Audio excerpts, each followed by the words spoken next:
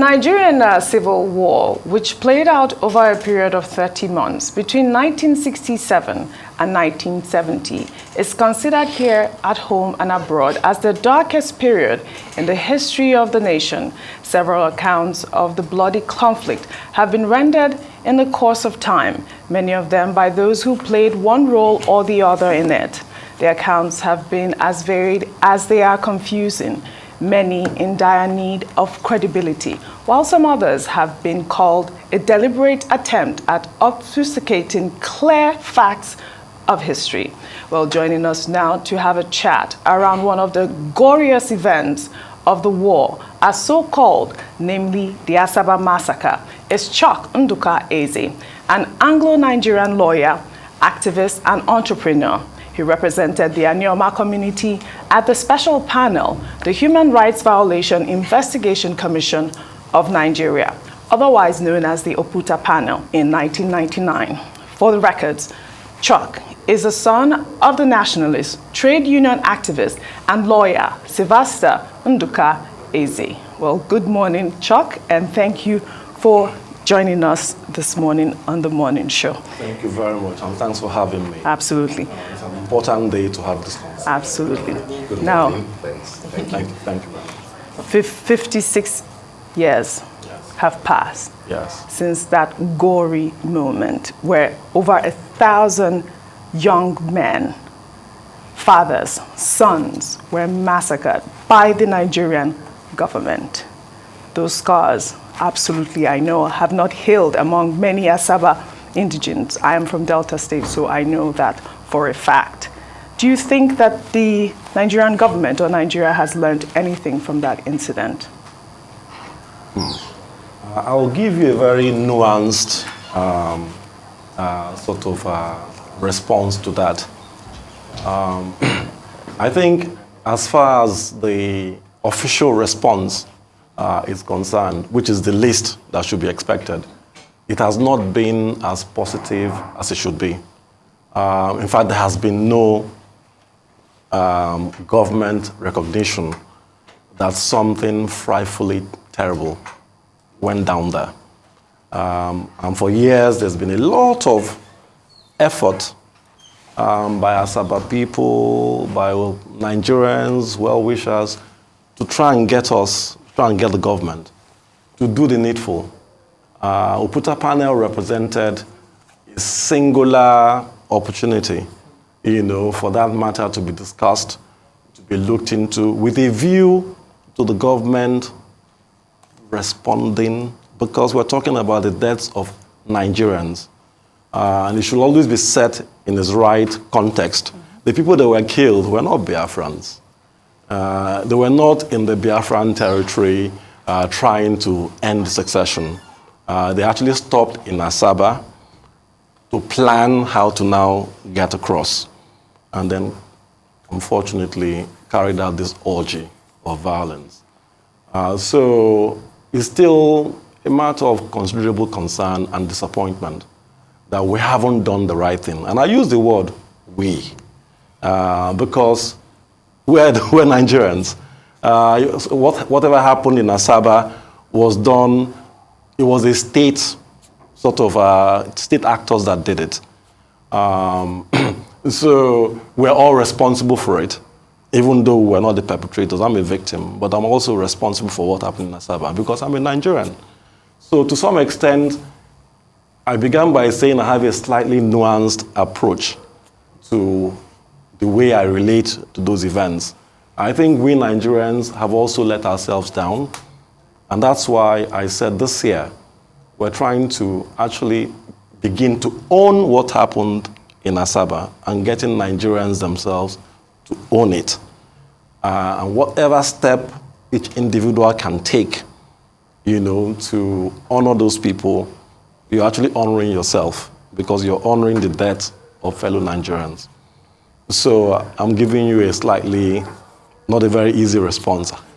Okay, Mr. Chuck, when we look at it from the historical context, which you've pointed at, and also looking at it from the legacy and commemoration, how do you believe that the Asaba massacre fits into the broader historical context of Nigeria as it has shaped, would I say, the nation's trajectory in the last 50 years?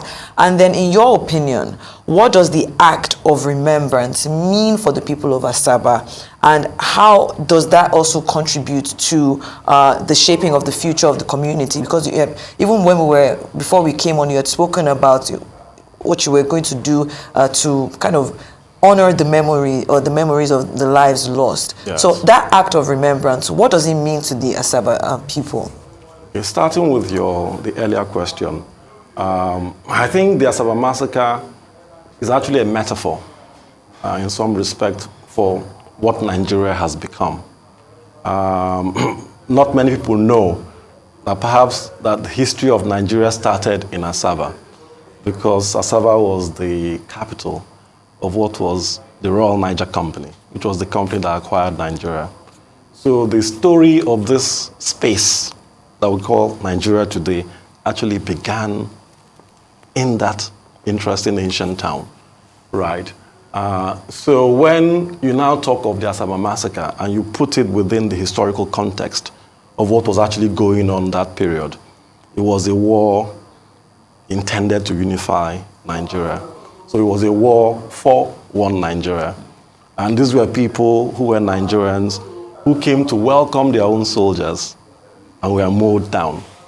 So if you think of that incident and think of what it is to be a Nigerian, that incident is raising questions about national identity, right? Because if state actors, if soldiers who are supposed to protect Nigerians turn their guns on them and mow them down in that sort of mass crime kind of process, you have to wonder, what's that about? So it raises questions. What is it to be a Nigerian if your soldiers can protect you? And if those things happen, the country itself does not actually do anything about it. So that's a question for every Nigerian. That's one. Now, when you talk about remembrance, you know, one loses one's father, one loses one's mother, you lose your relative. You're driven to do something. You want to mourn them. You want to honor them. You invite people, people come to show their respects, to mourn with you. It's actually a human desire to identify. It's a human way of saying, this person lived. It meant something to you. It means something to those who love you. So where you have a situation where a lot of people have been killed in that sort of situation, and there's actually no recognition, there's no acknowledgement that something has happened. There's no way of feeling that there can be closure to a situation like that, because it's like, even when a dog dies, the owner cries. So when you think of 1,000 people killed, and there is no way of saying, what went on here? Let's look into it. Okay, so they look into it, they find that something awful had happened. What do we do about it? And you don't do those things, you actually do those things for yourself to avoid a repetition. Any society that is moving, in a progressive direction is always trying to avoid things that set it back, right?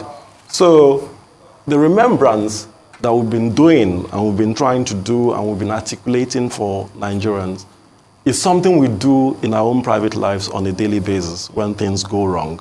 Except that we're saying that when a lot of our people are killed, and killed in circumstances that we find to be abhorrent, it even calls for more, right? So always I will bring it down to us examining what we're doing as a country, right? If it's okay for 1,000 people to die and to be killed in Asaba in those circumstances, and I'm not surprised today that over the years post the war, you've seen all kinds of atrocities in other places. It's because the sense of impunity has been driven into the minds of people that we give these powers to protect us. If they can get away, whoever was responsible for it, and we kind of have an idea who they were, at least those who gave the instruction. If they can get away with it, why can't a corporal or a soldier feel that taking life is something that he doesn't have to be accountable for. So the Asaba massacre represents how we've derailed, how we've gone wrong. And I've made allowances for the fact that it was something that happened during a conflict, kind of situation.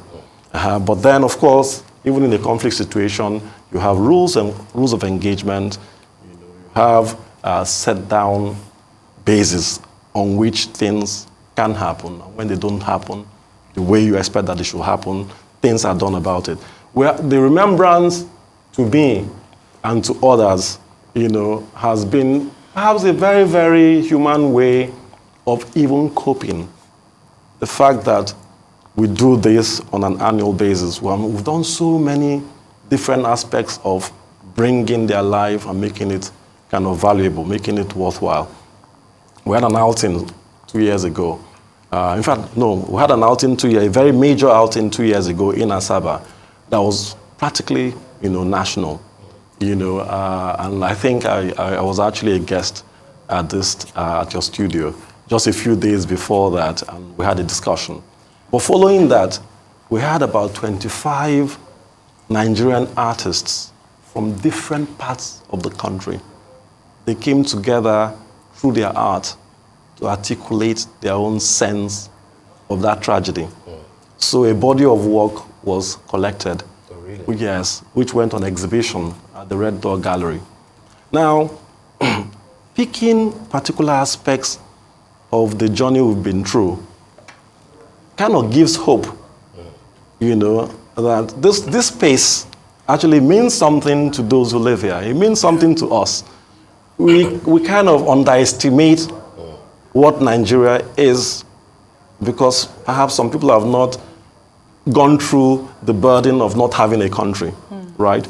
But these artists, out of 25, only 3 were Igbos.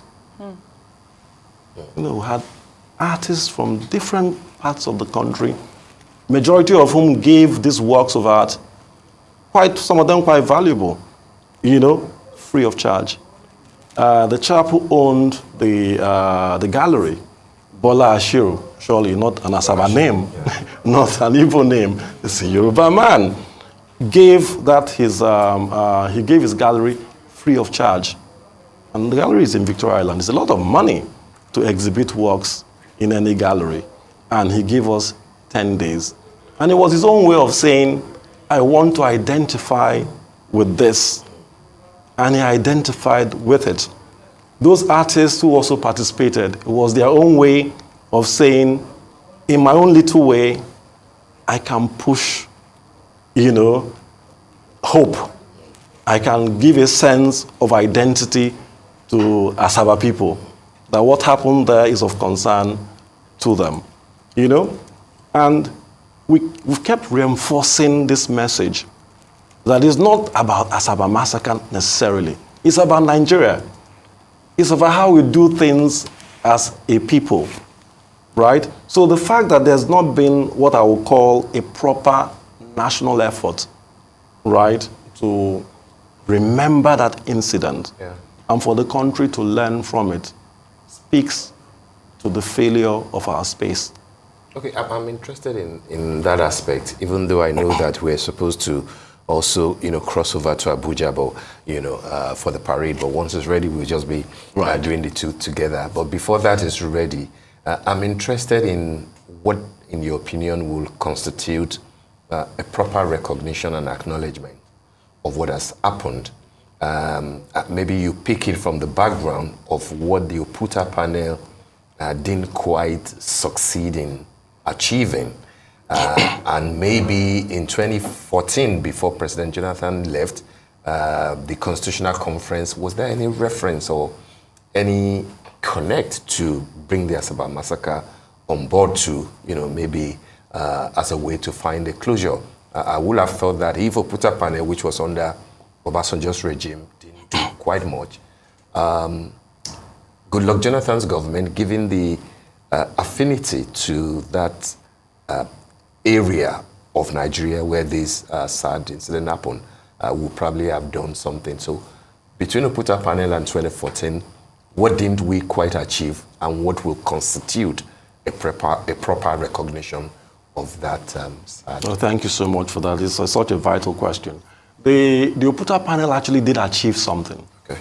It was the first outing, it was the first time that the Asaba massacre issue actually had any public airing. And for those who watched it on television, it was a very moving experience. You can imagine the victims, the survivors, the families having their matter being discussed on what was essentially the national stage. That's right. Right? So they had a sense that, oh, this thing is being talked about. That's fantastic. The Oputa panel itself raised a lot of hope, not just on the Asaba massacre, on all the other issues that they covered.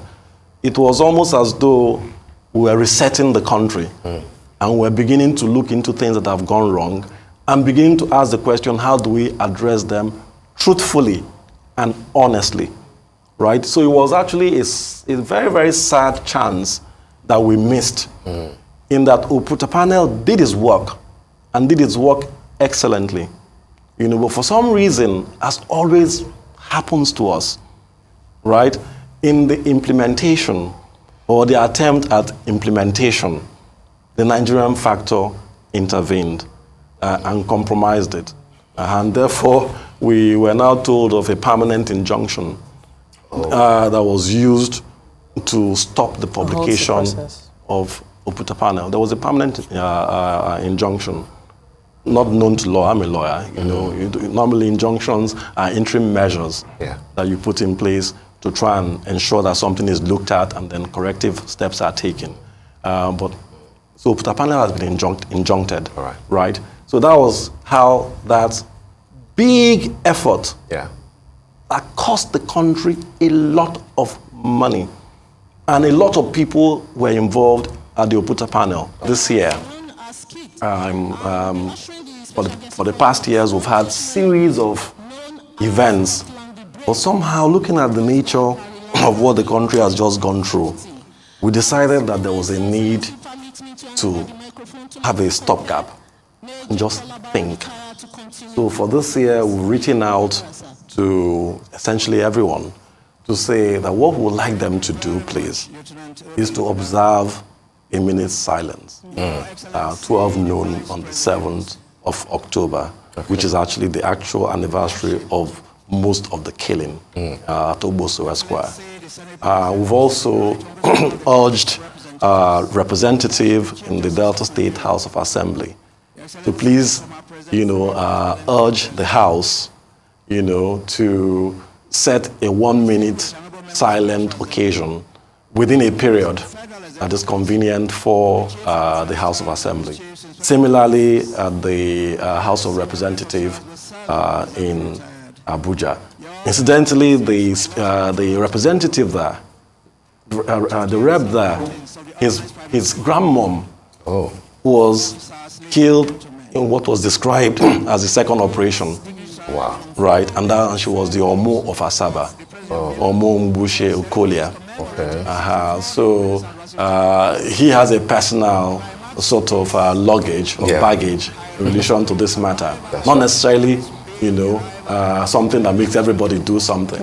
But, we've asked him to do something about that. We also know that you have a personal relationship with this matter as well. Your mother passed. And this is a very touching incident for me, especially for the women of Asaba. Those people that their husbands and sons were killed. And the psychological effect on the women of Asaba. I'd like to know what sort of restitution you would want to see that the government would put in place for the women of Asaba. 2 years ago, we had a special outing for the women of Asaba. We dedicated the anniversary in 2021 to honoring Asaba women for the almost indescribable sacrifice they went through. You had women who were burying husbands, burying sons, and stuff of that nature, and then became breadwinners. Asaba women have gotten very tough, post the war, because of what they endured during the Asaba massacre. So it will be very, very, very crucial for some effort to go into looking into that, that space. To try for the country to say thank you Absolutely. to Asaba women for looking after Asaba people, for All looking right. after, Absolutely. in those circumstances. Well done, Chuck. We'll be very happy to see that. We'd like to thank you for joining us on the morning show this morning, and very enlightening that you've shared some of your perspective on the Asaba massacre. Thank you for having me. very Thank much. you. For being Thank you, here. Chuck. Happy Independence Day to you. Also, happy Independence Day.